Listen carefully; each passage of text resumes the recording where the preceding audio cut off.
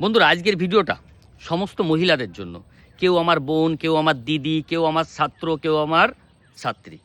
আপনাদের বলছি, আপনারা এই যে রাস্তাঘাটে ঘুরতে যাচ্ছেন, যখন বেড়াতে যাচ্ছেন বন্ধুদের সঙ্গে, তখন দেখছি চায়ের দোকানে দাঁড়িয়ে হোক আর যে কোনো জায়গায় প্রচুর পরিমাণ দেখছি এরকম সিগারেট প্যাকেটটা নিচ্ছেন, ধরিয়ে উপরে ধোঁয়াটা উড়িয়ে দিচ্ছেন।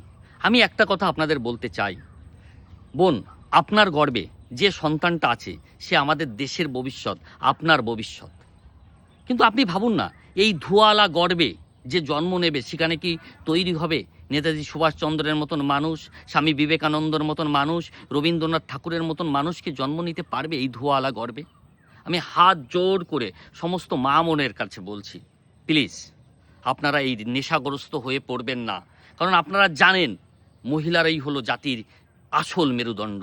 আপনারাই যদি নেশাগ্রস্ত হয়ে পড়েন তাহলে এই পুরুষ শাসিত সমাজ একদম শেষ হয়ে যাবে, শেষ হয়ে যাবে। সমাজের সংস্কারের স্বার্থে, বৃহত্তর স্বার্থে প্লিজ আপনারা নেশা